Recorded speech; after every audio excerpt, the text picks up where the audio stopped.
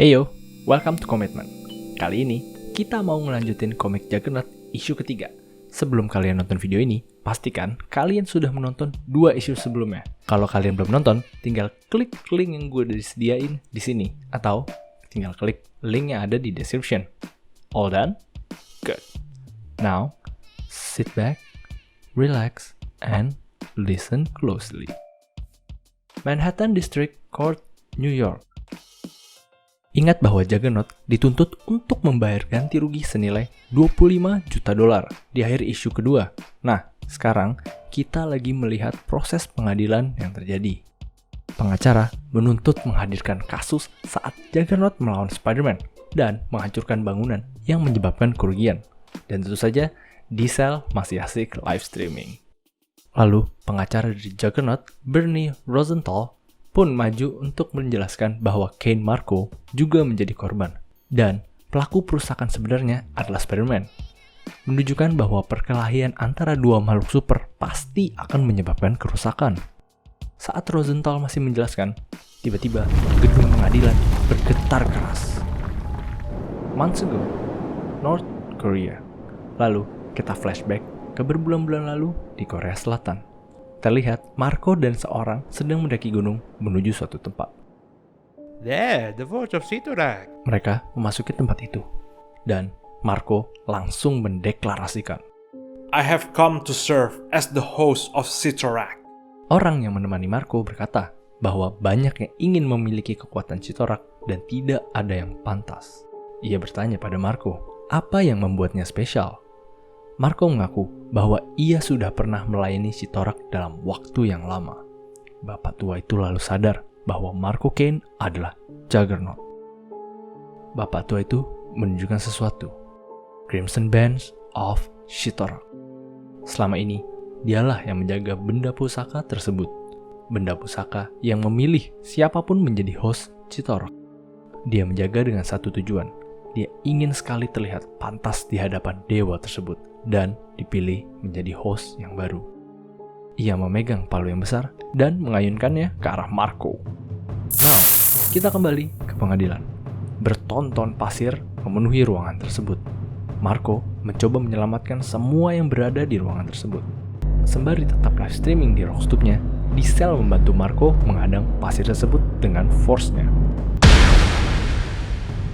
Muncul sebuah sosok raksasa pasir besar.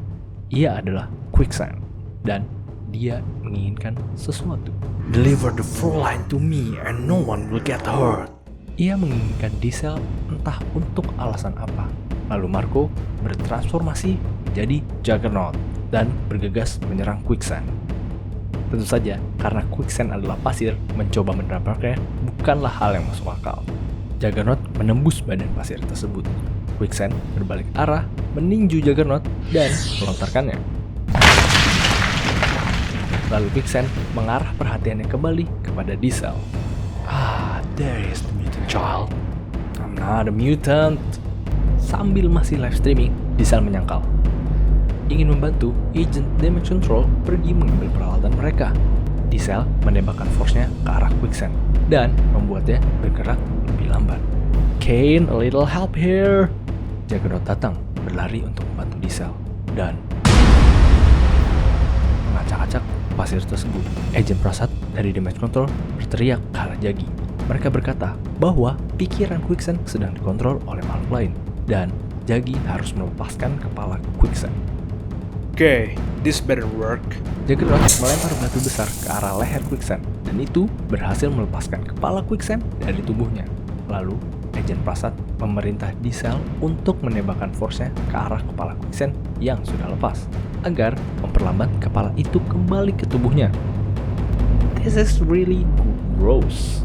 Lalu, Damage Control mulai mendekat dan menghisap pasir-pasir di kepala Quicksand, agar mereka bisa mempelajari siapa yang mengontrol pikirannya.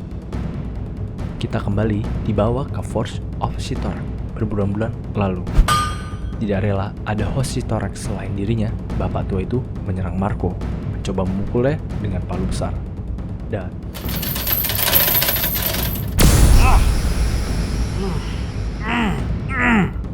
Crimson Bands of Sitorak itu jatuh tepat di tubuh Kane Marko. dan Marco mendapatkan kekuatannya kembali ke masa kini.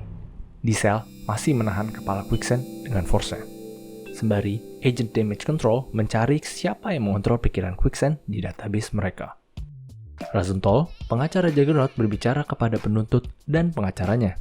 Dia bernegosiasi agar mereka menjatuhkan tuntutannya, karena nyawa mereka baru saja diselamatkan oleh Jagi. Dan Juggernaut akan memberikan mereka bahan-bahan yang mereka butuhkan untuk memperbaiki kerusakan yang dialami penuntut. Dan mereka pun setuju. Marco baru saja lolos dari hukuman denda yang bisa menghabisi hidupnya. Damage Control berhasil menemukan pelaku yang mengontrol pikiran Quicksand. Mereka menunjukkan pada Juggernaut.